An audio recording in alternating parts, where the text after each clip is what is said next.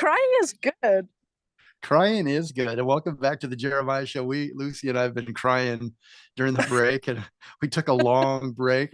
You don't know that, of course, but Healing. yeah, we were healing. She's on the farm, and I'm in a dark little studio with a microphone and a glow light or whatever else, and I'm all You, it's all why don't why don't stale you have here, but your it's why don't you have your talks outside? Maybe you could I like should. get like You know, you could. Don't shoot yourself. well, You could. you know what?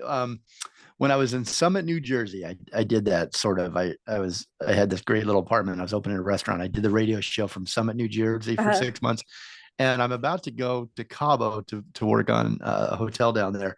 And I keep imagining a balcony with the ocean behind me and doing my show like that. So I'm gonna take you up on that. Um, that's before we left for break, Lucy, and I hope you don't mind if I bring this up, but we brought it up already in the first segment. Uh, it's got to be, and I'm really honestly curious about this, not trying to be salacious or anything and to get you to say anything that you wouldn't want to say.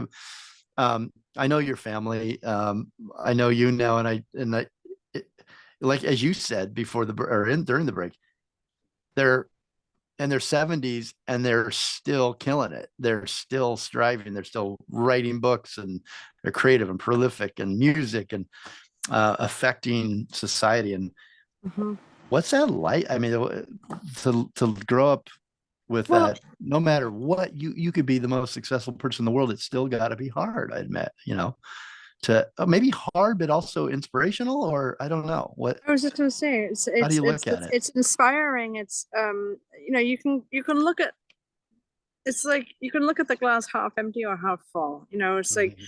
you can be positive about it and think, wow, I'm so grateful to have um two role models that um are like they don't even know what the word procrastinate means. Like it's not even in their vocab.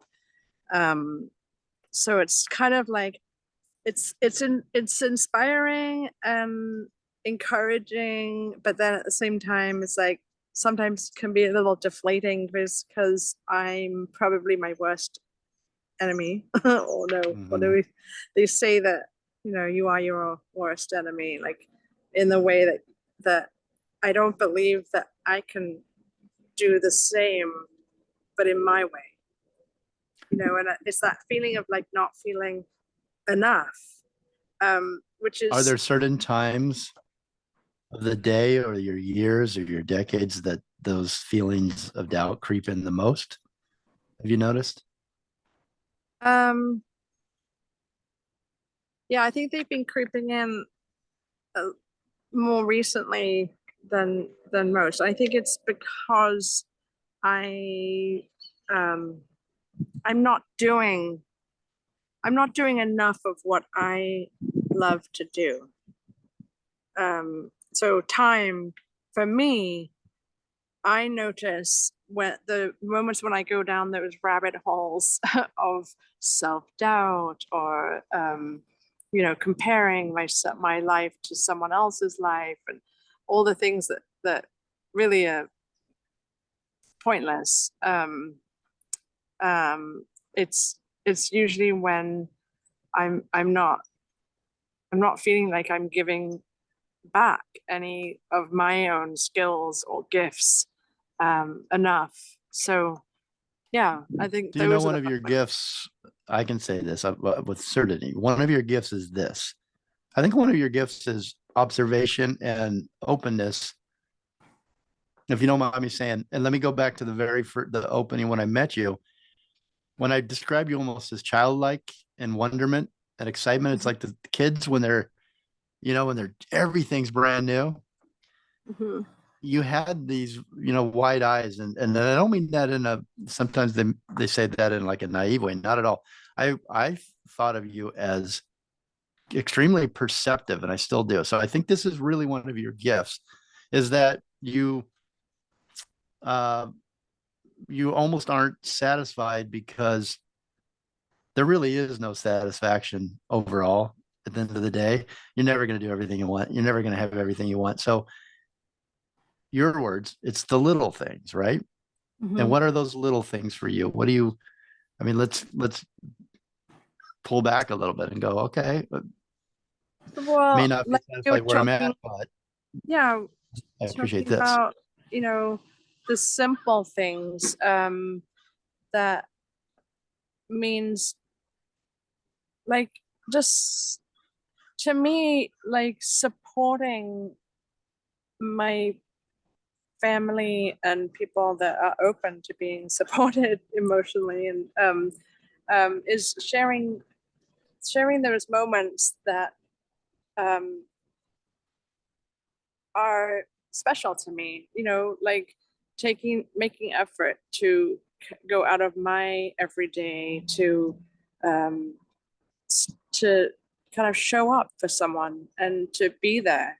And I think often what happens, and recently, um, actually, I have a cousin who is in Florida right now, and he is pretty excited. He's been in bands, and he loved Uncle Eric, Uncle Eric Clapton, and he always kind of was sort of riding his coattails a little bit. But I think this tour that he's on in Florida is like for the first time, it's his own thing, and it's him, it's his name.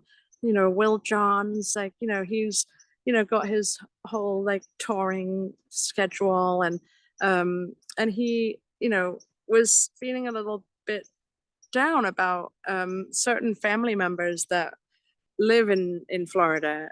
I guess told him that they, for whatever reasons, I mean, it may not be it's a whole thing of don't ever take anything personally, but sometimes it's hard when you're feeling like no one's showing up for you, kind of thing. No one's appreciating your hard work of how you got there. And I guess if Carrie was back with us, she would probably say, that would be expecting like an outside source to fill you up, and you really don't want to do that, because people are people. They're gonna always let you down in some way, not intentionally, or sometimes intentionally, but like I think it's a fine line between It's so you know true. yeah, like, but Recently, sorry, yeah, go ahead. Go ahead. yeah. Recently, what? I was just gonna say recently, because I related to that. So recently, more and more recently, I find myself kind of relying on someone to get from here to there, Right. that I need professionally or unprofessionally. Um, and I keep getting disappointed and then saying to myself, I just have to do it myself. And I don't Mhm. mean that in like, oh, well, I'll just have to do it. Nobody does it right unless I do it. Not that way at all. It just means I've got to, at the end of the day, you got to kind of go, you got to just rely on yourself in a way, and not, otherwise you're just disappointed with everybody all the Yeah, time. Right. And I mean, yourself. yeah, I mean, it's a fine line as well, because like um like you take a couple, I'm not with anyone significant other. I think I'm on a sabbatical, 6 year sabbatical. But I think of like, my mom and dad, my mom and yeah, my mom and dad. My dad's in a relationship. My mom's married to David, and it's all about that support of when helping someone to um do something that, if they have challenges doing it, yeah, they could do it on their own, but it's like, if you're willing and more able than the other person, then it's sort of nice to have someone do something for you if they're on the same page and if they have the same intentions and they're not doing it. So I guess you have to be on the same page, and then it just kind of flows of people just doing it naturally, instead of like asking someone to help you. They kind of read the room. It's like what my mom says to me. It's like, read the room, and they kind of automatically, if they know you well enough, they'll know when to step in and when to let you do it on your own, and when it's probably more intuitively right for you to do it on your own, and it's a fine line between helping someone and enabling someone. That's coming up a lot in my world, my family relations, and is the difference between enabling and helping out of caring for or loving someone, when that may not be actually really helping them in the long run. Yeah. Yeah. A lot to navigate in this world, isn't there? Well, it looks like I lost Lucy there. She's back. Lucy, I'm going to take that real quick break here and leave it on that for a second. We'll be right back. Wanted to tell you we're going to break with the Pretenders. Brass in Pocket is there a story behind this song. Wait, sorry, what? Of what?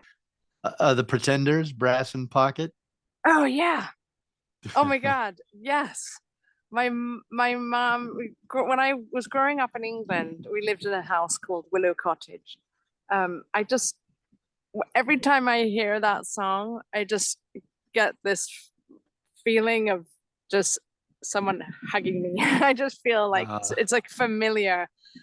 I feel like, I don't know, just like it just feels like a real Feels good. familiar blanket. I don't know. Oh, that's such a cool setup for the song.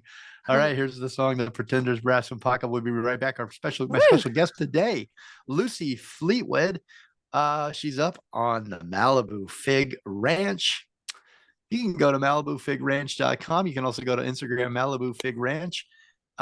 You can pick up, and I would recommend this. This is a really great book, Icons of Rock in Their Own Words, by Jenny Boyd. You can go to thejennyboyd.com. Jenny Boyd is Lucy's mother and a very special lady in her own right. And can't wait to see her when she gets out here in July. There's a few book signings. Let me tell you where: at Chaucer's in Santa Barbara, Thursday, July 18th at 6 p.m. and Chevalier's on Larchmont, Monday, July 22nd at 6 p.m. I encourage you to go and to pick up a copy. Take a copy, get it signed by Sandy Boyd. She'll be there, and Lucy Fleetwood will also be there. And Lucy will also be here when I get back from this break that I'm about to take right now. We'll see you on the other side. Don't go anywhere.